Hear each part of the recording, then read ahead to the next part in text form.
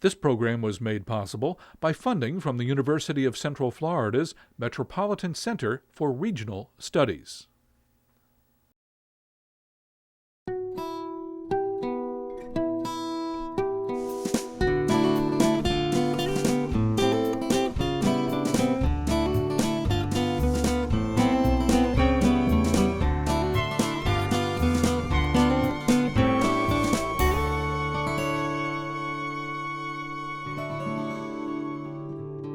Land developers and speculators are moving to this area and spending a lot of money for this property. So we've not been able to acquire it as fast as we would like or as early as we like. But if we don't, we're going to look back at this as a missed opportunity. In God's eyes, I'm just borrowing this land. It's His land, and I'm here as someone who's privileged to have the opportunity to be on it and take care of it. Hello, I'm Linda Chapin with the University of Central Florida. Welcome to Naturally Central Florida, a series of programs about 7 unique and beautiful places in our Central Florida landscape. You may know about some of them, others may be new to you, but they're all an important part of what makes Florida such a special place to live and raise a family. Today we want to take you to the heart of Volusia and Flagler counties, which separates the Orlando area and its ever-growing suburbs from the cities along the Atlantic coast. When John James Audubon traveled through it, he wrote in his journal that it seemed like the end of the world. Well, not today. Like every other part of Central Florida, development is encroaching upon these corridors that connect important greenways. And while this part of Volusia County was once regarded as a palmetto curtain that divided east from west, Naturally Central Florida's Alicia Callanan Mandigo talks with a lawyer and longtime environmentalist who has worked to protect this beautiful mosaic of wetlands and knows how much more work there is to do.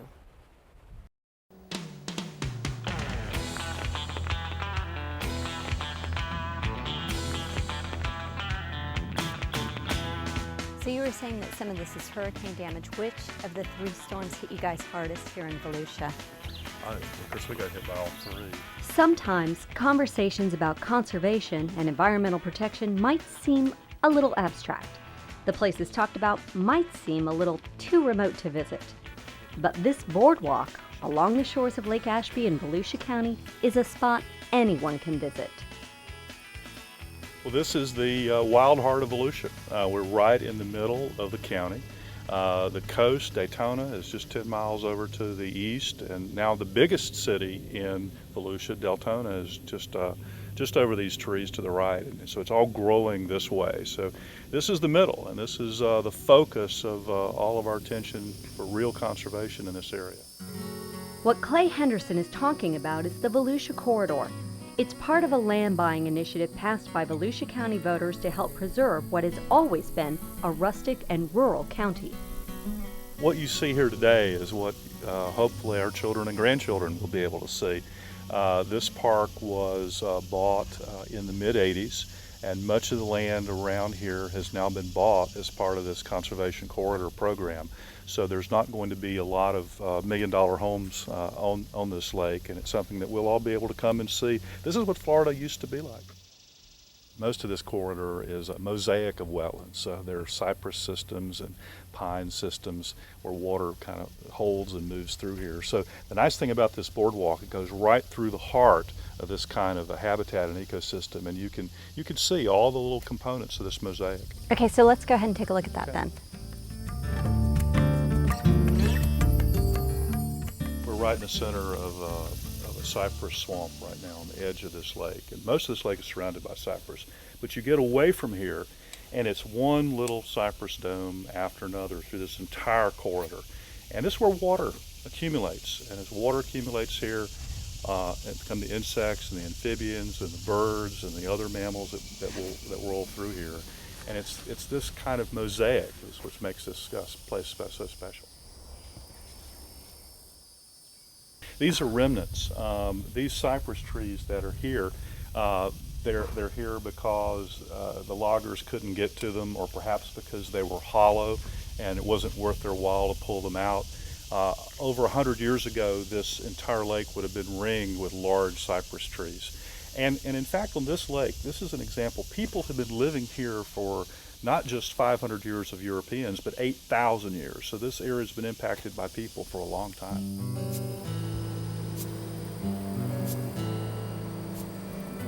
The role it plays today is very different from history.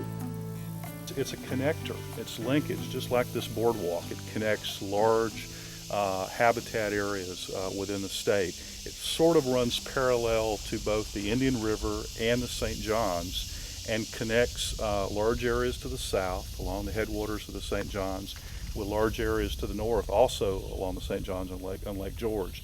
So it's a place where water moves, but it's also a place of great habitat diversity, and so all kinds of animals move through here as well. So that's why it's a corridor, and for that reason alone, it's so important for the future of Florida's environment.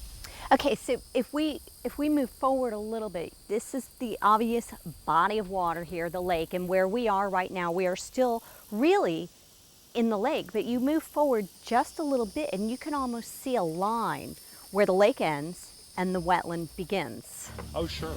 And then you'll follow the wetlands, and then you will emerge very quickly into some upland areas that are dominated by slash pines and longleaf pines. And the longleaf pines in particular are a very rare system. So I've heard you use the term mosaic, that the Volusia Corridor is kind of a mosaic, and there have even been some puzzle piece images, I guess, that have been used to sort of illustrate this whole thing. So that would be a puzzle piece. Where we are here is a puzzle piece. Then here comes another puzzle piece here. You're not only connecting different types of habitat, you guys are also sort of connecting different municipalities. So as preservationists, you're having to work as ambassadors here. Oh, we have to. This is where all the pieces of the puzzle come together. The different types of habitat, the different types of ecosystems all fit together here. And you know, for years in this county, this is the area they used to call it the Palmetto Curtain. It was an area that divided Volusia from the east, from the west, and people thought of themselves as East Volusia people or West Volusia people. But now something miraculous is taking place. People are looking at this corridor as a linkage for bringing people together. It's now what is uniting this county is the need to have this green corridor through the center of it. So this corridor here starts right on the Volusia-Seminole border, moves right through the center of Volusia County, but it also moves into Flagler. It's also the western part of Flagler County. So this corridor is about 150,000 acres altogether, and of the 50 or 60,000 acres that we have already protected, part of that's in Flagler and part of that is also in Volusia. Where we are also right now is kind of ground zero for the future development battles in this county. Because Seminole County is growing so fast and has no place to move, the development trends are all moving into the southern part of this county. The recent study that was done by the Penn Center showed that if we don't protect this area, all of southern Volusia is just going to sprawl together and sprawl into Seminole County. We'll do just one great big undifferentiated urban sprawl. So the battle lines in this county are about how to protect this corridor, to keep Deltona from moving into it, to keep Edgewater from moving into it, and have something that we can all share, for the future of this county. 100,000 acres now. Give us some perspective. How does that compare to other well-known conservation areas, say the Everglades? This is a connector. It doesn't have to be that big because its significance is in pulling together these large systems. So this corridor actually connects a series of land areas that total over 1 million acres between the Wekiva systems and St. John's headwaters and up to the wilderness areas around Lake George. It's over 1 million acres. Okay, let's take a look here at the higher ground that we were talking about a little bit earlier. So where we are now, we've walked probably less than 100 paces from the lake, and this is very clearly high ground, dry ground. So this is kind of what you're talking about, how it connects these different ecosystems. This is all part of the mosaic. We went from water to swamp to a transition of wetlands, and now to high ground. In this part of the state, it's still very flat, but a little bit of elevation, even a few inches, makes all the difference in the world. And it's this transition, this mosaic of habitat, these kind of different types of habitat is what makes this area special.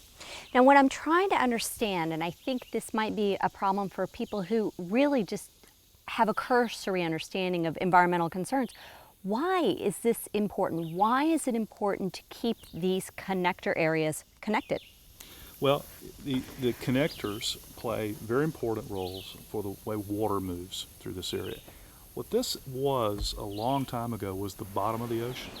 This was all water.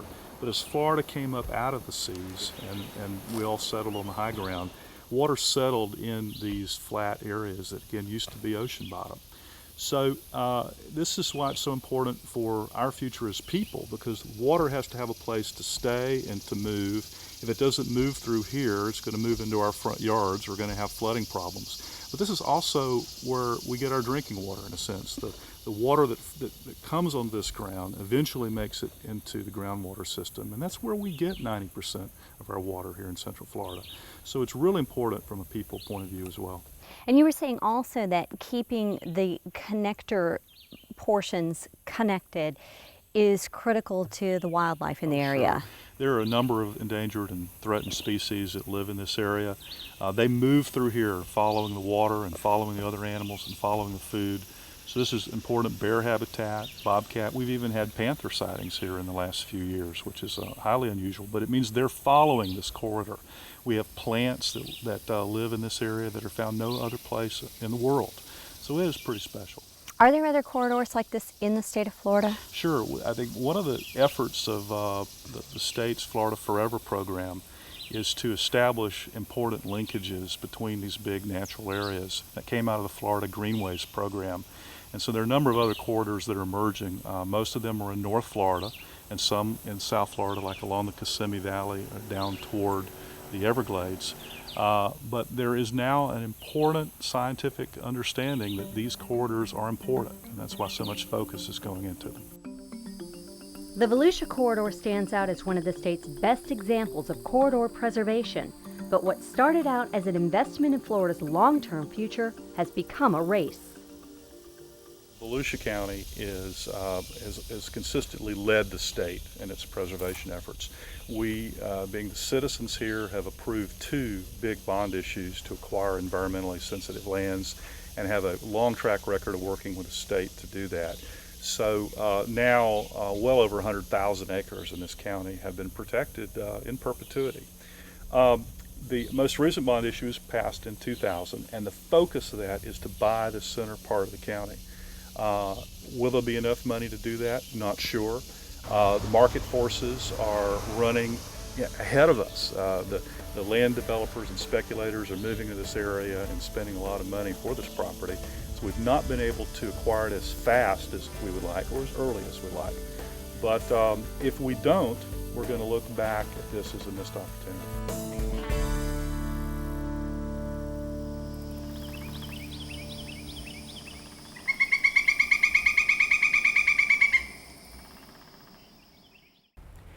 We should recognize the fact that Volusia County and their citizens have done a wonderful job of protecting beautiful places with their Volusia Forever program, which was one of the first land conservation programs in the state.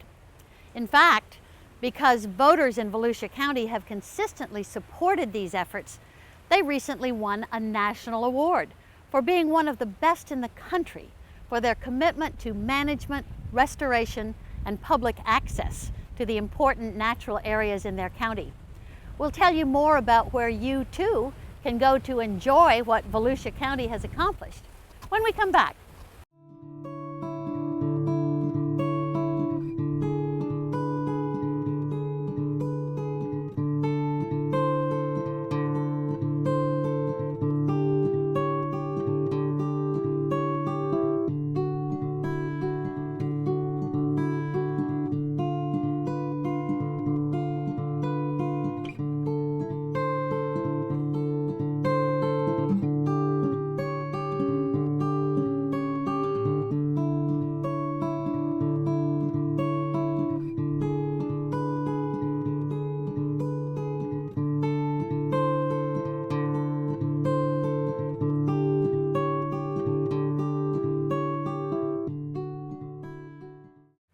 Concrete block and asphalt roads are the obvious things that we see in our state every day.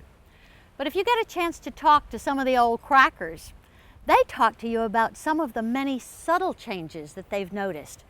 For instance, anyone who grew up in what is now the Volusia Corridor would have gotten used to the smell of skunks on summer nights. For some reason, the skunks don't seem to be around anymore, and no one's exactly sure why. Skunks have become one of those details that people talk about when they talk about what Florida used to be like. If there are still some skunks hiding away somewhere in Central Florida, keeping large swaths of land in conservation will help them hang on. Hey, that would be a good thing. The burden of buying protected lands, for the most part, becomes the responsibility of state and county government. But some of the land being held in conservation is privately owned.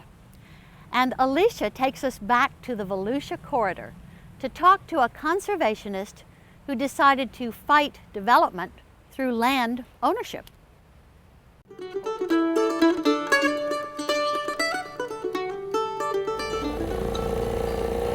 Now you're starting to get a feel for how this entire basin looked when it was a cypress predominant system.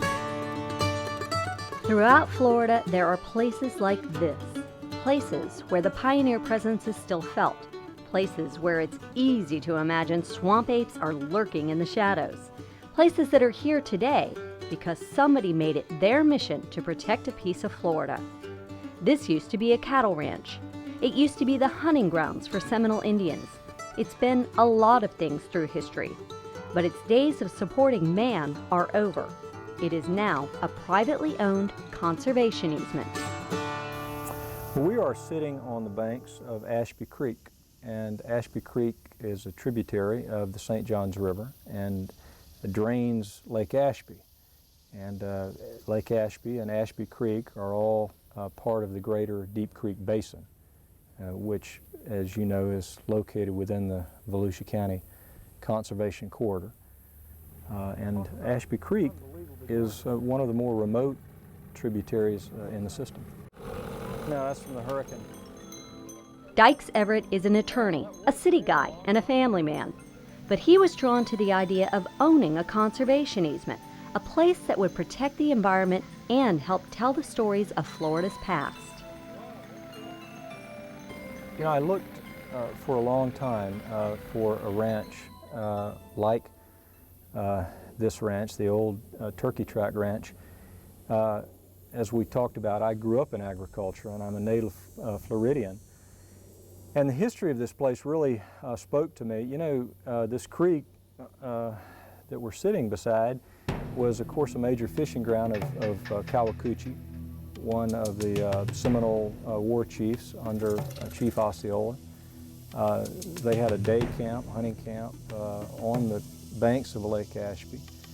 So you had this tremendous Native American history here. And of course, following on that, you had the early cattle pioneers, the lumber pioneers. In fact, Ashby Creek was in part dredged by the early cypress companies.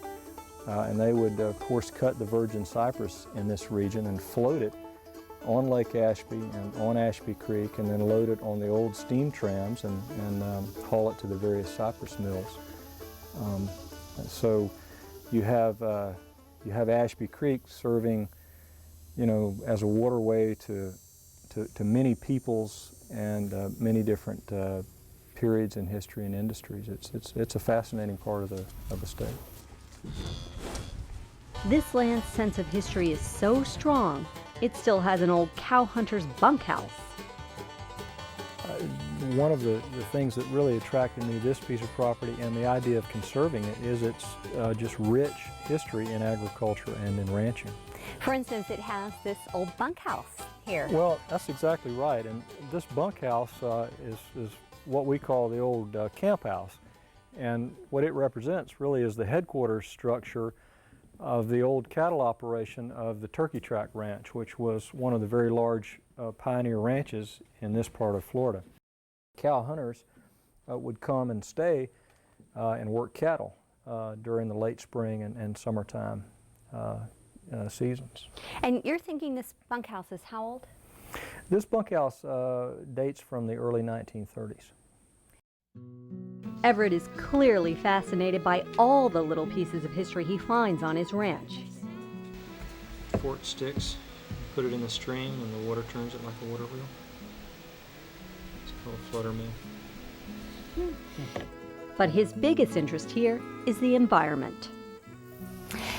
Even though you grew up in an agricultural family, you got into life, found yourself living a rather urban life. You're a city attorney, you work in a downtown building, and you needed to kind of reach back to your roots, and so you began looking specifically for a conservation easement. Is that correct? That is correct. Specifically, a piece of land that had very high conservation values, that had a tremendous amount of ecological diversity, was in a key location in an overall conservation area. It was very important to me that the ranch that I ultimately acquired for conservation purposes would be part of a much larger effort to preserve an ecosystem. When you look at what's on this ranch, you have hardwood hammocks, hardwood sloughs, creeks, lakes, cypress heads, cypress sloughs, upland hammock, pasture, timber, pine flatwoods. You know, a tremendous amount of diversity in a relatively small place. But most significantly, to me anyway, this ranch was a key piece in a much larger program to protect an entire corridor, conservation corridor, an entire ecosystem. And, you know, increasingly, we have to focus on looking at an entire system and the connectivity of an ecological system. You know, we've learned in conservation, at least in Florida, that it's hard to protect little museum pieces of ecology unless you can protect the surrounding buffer lands and all of the vastness that contribute to the quality of those landscapes and ecology. Okay, that's the bigger picture that we really need to get to. This ranch is part of what is the Volusia Corridor, which is a large area that they're trying to establish and protect for conservation. Right. And you were saying earlier that the Volusia Corridor is proving successful in several areas, one of them being the migration of the black bear. Well, exactly. In fact, you know, one of the great success stories in this region of Florida is the outward migration of the black bear. And through the Volusia County corridor and the connectivity of these large ecosystems that it represents, it really is allowing the black bear to reestablish its original range in much of this part of the world. And without a continued expansion of the corridor and continued protection, much of that reintroduction will fail. And you only have to spend some time in an area like this and just watch its habitat diversity, experience that habitat diversity and the species diversity to appreciate that conservation absolutely works. And it's absolutely vital to our state, to our quality of life, to our children. It's very important. We're at very much a threshold time in this state on conservation. Two things make this a critical threshold time: Florida's explosive population growth and its even more explosive real estate market. There just comes a point when farmers and ranchers realize their land is just too valuable to hold on to. So, how do you protect the land when it's worth so much money? Well, I think that's an excellent question, because it goes to the heart of the real issue in this whole effort to conserve lands, and that's the economic issue. I mean, that's, you know, the bottom line are the dollars. And, you know, for so many of these ranchers and farmers in this state, their land represents their wealth.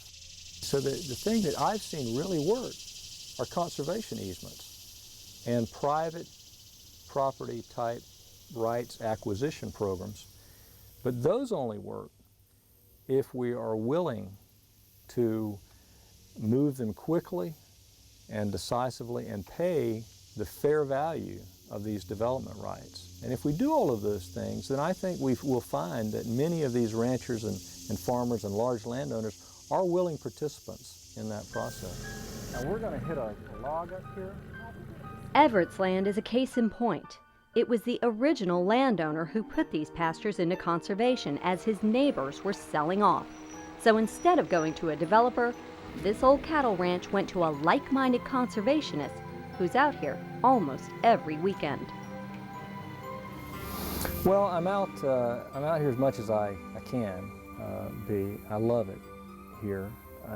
It's very well, I guess to say it's peaceful is sort of a cliche, but I'm a very strong faith, and I believe that you know, God created this masterpiece, and He placed us as stewards of it. You know, we in our American system, we own the land. I own this land, but you know, in God's eyes, I'm just borrowing this land. It's His land, and I'm here as someone who's privileged to have the opportunity to be on it and take care of it. And so I feel a deep connection to this land. You know, I love this state, and I love everything about its habitats and its environment. And when I'm out here, I'm very much connected to that, and it really drives my being. But it'll dry out. You know, you can walk in the wintertime. You can walk all through there. You know, the creek's really down in its banks during the dry season.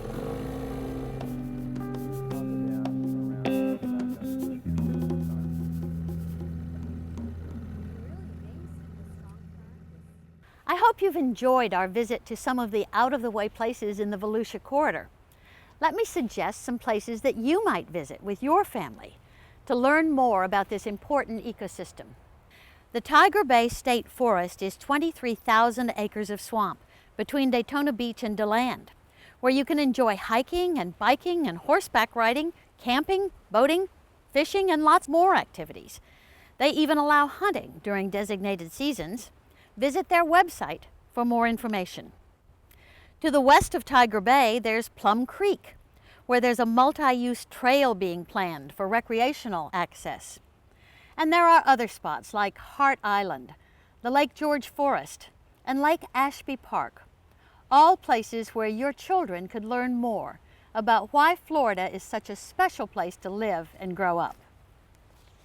Next week, we'll be looking for other hidden jewels in our landscape. Until then, thanks for watching Naturally Central Florida.